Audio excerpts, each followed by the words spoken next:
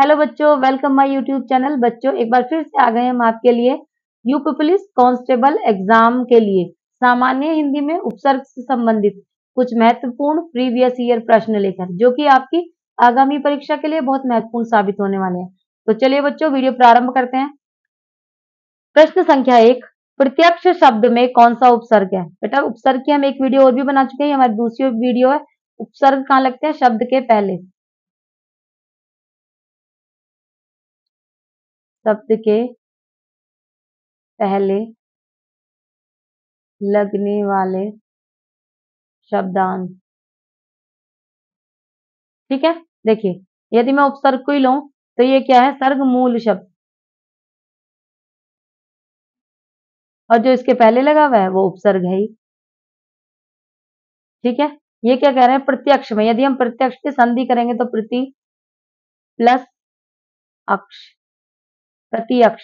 ठीक है बेटा, तो कौन सा उपसर्ग है इसमें, पहला कौन सा है, प्रति। आपका बी विकल्प बिल्कुल सही है। और जहां पे भी आपको तय और यह नजर आए कौन सा हो जाएगा, ये यण संधि।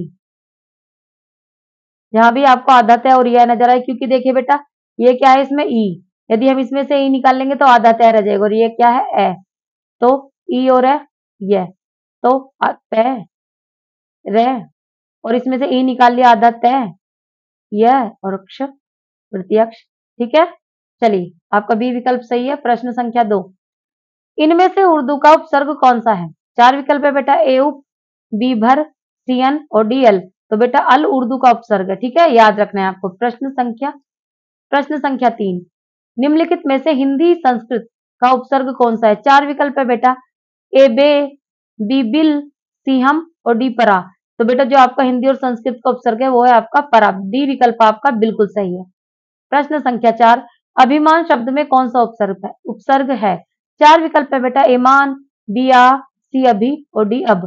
तो देखिए पीछे क्या है आपका, ये अभिमान। ये देखिए हम यहाँ लिखते हैं अभिमान, तो पीछे वाला जो शब्द पूरा हो रहा है वो क्या है, मान। मान हमने अलग बट हटा दे तो क्या बचा आपका, अभी। तो जो पहले लगा है वो क्या है बेटा, उपसर्ग, तो आपका अभी उपसर्ग हो जाएगा। सी विकल्प आपका बिल्कुल सही है। प्रश्न संख्या 5, उत्थान शब्द में कौन सा उपसर्ग है? ए काउत, बी काउद, सी उ और डी उता। तो बेटा उत्थान शब्द में उत उपसर्ग है। कैसे, उत्थान। तो यदि हम इसको अलग लिखेंगे तो कैसे लिखेंगे, उत हलंत वाला तय प्लस स्थान। ये मूल शब्द और उत उपसर्ग। ठीक है बेटा, आपका ये विकल्प बिल्कुल सही है। प्रश्न संख्या 6, अधिष्ठता शब्द में कौन सा उपसर्ग है? चार विकल्प है, ए अधिक, बी अधि, सी आया है और डी है। तो देखिए बेटा कौन सा उपसर्ग हो जाएगा, इष्टता। तो क्या बनेगा इसमें, अधि प्लस इष्टता। तो अधि उपसर्ग हो जाएगा आपका। बी विकल्प आपका बिल्कुल सही है। प्रश्न संख्या 7, किस शब्द में उपसर्ग नहीं है? चार विकल्प है, ए अपवाद, बी प्रभाव, सी ओढ़ना और डी पराजय। देखिए बेटा भाव, ये प्र उपसर्ग लगा है जय, पर उपसर्ग लगा हुआ है वाद, अप उपसर्ग लगा हुआ है धना, कोई शब्द नहीं होता, इसलिए ओढ़ना में कोई उपसर्ग नहीं है। सी विकल्प आपका बिल्कुल सही है।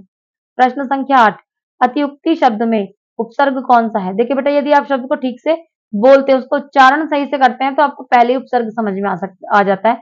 मैंने अतियुक्ति बोला, ठीक है, तो अतियुक्ति से हमें पता चल जाएगा कि युक्ति शब्द है और अति इस पे इसमें उपसर्ग लगा हुआ है, ढूंढ के लगा देंगे। ए अधि, बी उत, सी दूर और डी अति। तो कौन सा विकल्प हो जाएगा, डी विकल्प आपका बिल्कुल सही है। अति कैसे, अतियुक्ति। तो देखिए क्या है ये, अतियुक्ति है बेटा, अति प्लस युक्ति वही वाला है। ये आदत है और यह जिसमें आ जाए विहरण संधि है। ई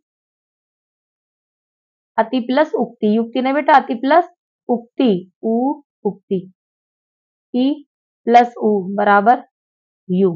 ठीक है, और इसमें से ई निकाल लिया, आधा तय रह गया, तो क्या बना, ए, ये आधा तय और ये वाला यू, और बस बाकी अतियुक्ति। ठीक है बेटा, तो कौन सा हो जाएगा आपका, अति। डी विकल्प आपका बिल्कुल सही है। प्रश्न संख्या 9, निम्नलिखित में से कौन सा उपसर्ग उर्दू का नहीं है? चार विकल्प दिए हैं बेटा, ए खुश, बी कम, सी उन और डी गैर। तो बेटा जो उर्दू का उपसर्ग नहीं है वो है हमारा उन। खुश कम और गैर कम वक्त उर्दू में बोलते हैं ना ऐसे।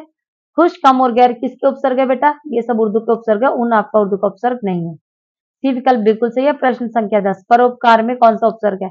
देखिए बेटा 4 विकल्प है, परो, बी पर, सी उपकार और डी परो।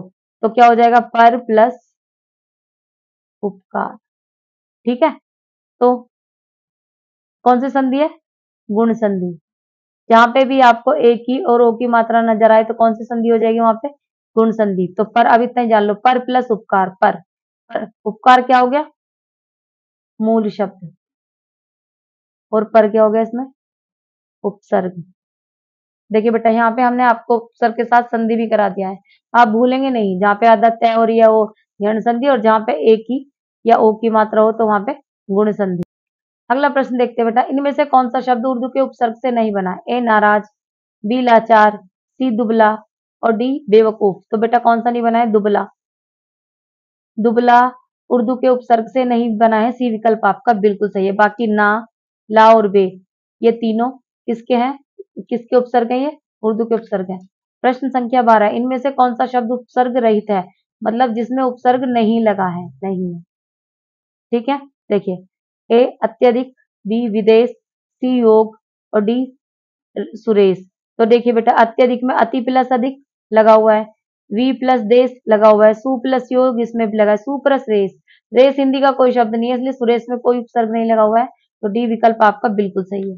प्रश्न संख्या 13, किस शब्द में उपसर्ग नहीं लगा है? 4 विकल्प है, वी प्लस देश, बी अति अधिक, अति प्लस अधिक हो जाएगा, सी सुरेश और डी सुयोग। तो देखिए बेटा संयोग, सॉरी संयोग, सम प्लस योग, संयोग, संयोग को अलग करेंगे सम, ये बिंदी मैं का साउंड देती है, सम प्लस योग क्या बनेगा?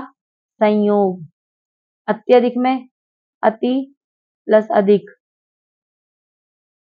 तो इसमें भी अति हो गया, इसमें सम हो गया। विदेश में वी प्लस देश, ये बना सुरेश में। तो सुरेश में कोई उपसर्ग नहीं है, सी विकल्प आपका बिल्कुल सही है। प्रश्न संख्या 14, उपदेश शब्द में कौन सा उपसर्ग है? 4 विकल्प है बेटा, श, बी देश, सी उप और डी उ। तो देखिए बेटा देश अपने आप में शब्द है, कौन सा उपसर्ग हो जाएगा? उप। सी विकल्प आपका बिल्कुल सही है, उप उपसर्ग है। प्रश्न संख्या 15, किस शब्द में अनुपसर्ग नहीं लगा है? ए अनुर्वर, बी अनुनय, सी अनुरीत और डी अनुवेशन। तो देखिए बेटा ये कह रहे हैं अनु उपसर्ग नहीं लगा है। पहले अनुर्वर से स्टार्ट करते हैं, इसका संधि विच्छेद यदि हम करेंगे, इसे अलग उपसर्ग अलग और मूल शब्द अलग करेंगे तो क्या होगा बेटा? अन प्लस उर्वर। तो ये पहले ही ठीक हो जाता है, इसमें ये अनुपसर्ग नहीं लगा है, तो आपका ए विकल्प ही हो जाएगा, अनुनय। अनु और मूल शब्द क्या होगा? नय, अनुनय, अनुएषण, अनु प्लस एषण, अनु प्लस रित, अनुरित। तो सब में अनुपसर्ग है, इसमें भी अनुपसर्ग है, इसमें भी अनुपसर्ग है। अनुर्वर में अनुपसर्ग नहीं है, बल्कि ये किससे बना है? अन प्लस उर्वर से। तो आपका ये विकल्प बिल्कुल सही है। प्रश्न संख्या 16, परिपूर्ण शब्द में कौन सा उपसर्ग है? 4 विकल्प है, ए परि, बी पा, सी पूर्ण और डी पर। तो कौन सा है? परि। परि प्लस पूर्ण, परिपूर्ण। आपका ए विकल्प बिल्कुल सही है। पुरातन शब्द में कौन सा उपसर्ग है? 4 विकल्प है, ए पुरा, बी पु, सी तन और डी पुर। देखिए पुरा प्लस तन, ये क्या है? मूल शब्द। और ये क्या है? पूरा उपसर्ग। ठीक है, तो उपसर्ग। तो बेटा आपका ए विकल्प बिल्कुल सही है, पूरा। ठीक है बेटा। प्रश्न संख्या 18, अत्युक्ति शब्द में कौन सा उपसर्ग है? 4 विकल्प है बेटे, अत्यु, बी अति, सी उक्ति और डी कित। तो देखिए बेटा यदि हम अत्युक्ति करेंगे वही तय और यू यण संधि है, अति प्लस उक्ति।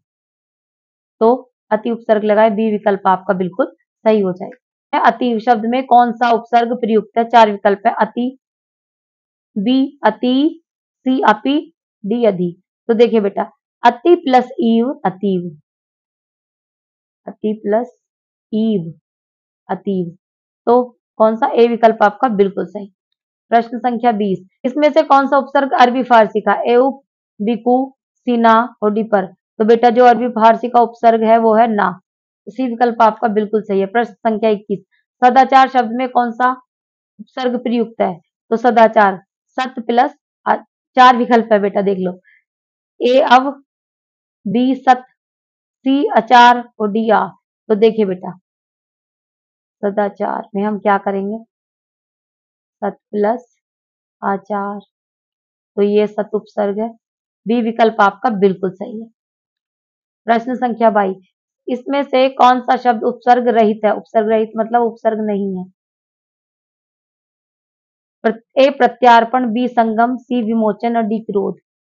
प्रत्यार्पण प्रति प्लस अर्पण प्रत्यार्पण, सम प्लस गम संगम, वी प्लस मोचन विमोचन, क्रोध में कोई उपसर्ग नहीं है, इससे डी विकल्प आपका बिल्कुल सही है। प्रश्न संख्या 23, किस शब्द में उपसर्ग नहीं है? ए विरासत, बी व्यापार, सी वीक्षक और डी विकल्प। देखिए बेटा, प्रश्न संख्या 23 क्या कह रही है? किस शब्द में उपसर्ग नहीं है?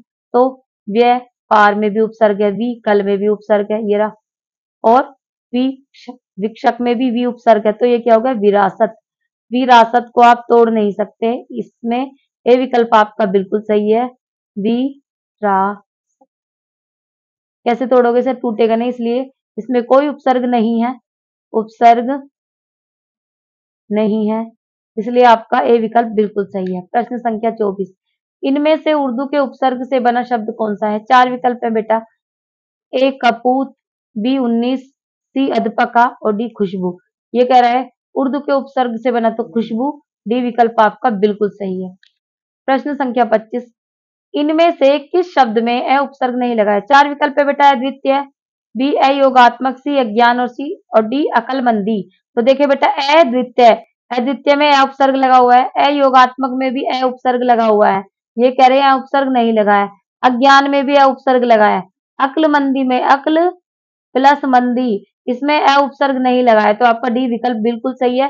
तो इस तरह से बेटा हमने उपसर्ग के आपको पूरे 25 प्रश्न और करा दिए हैं, टोटल 50 प्रश्न करा दिए हैं। यदि आप इन वीडियो को 1-2 बार अच्छे से देख लोगे तो आपके बहुत अच्छे से हो जाएंगे, आने वाली परीक्षा में आप बहुत अच्छा करके आएंगे। तो यदि आपको हमारी वीडियो बेटा पसंद आई तो लाइक जरूर करें और कमेंट जरूर करें, और हमारे चैनल को सब्सक्राइब करें ताकि प्रत्येक नई वीडियो आपको समय पर मिले। मिलते हैं अगली वीडियो में। नमस्कार।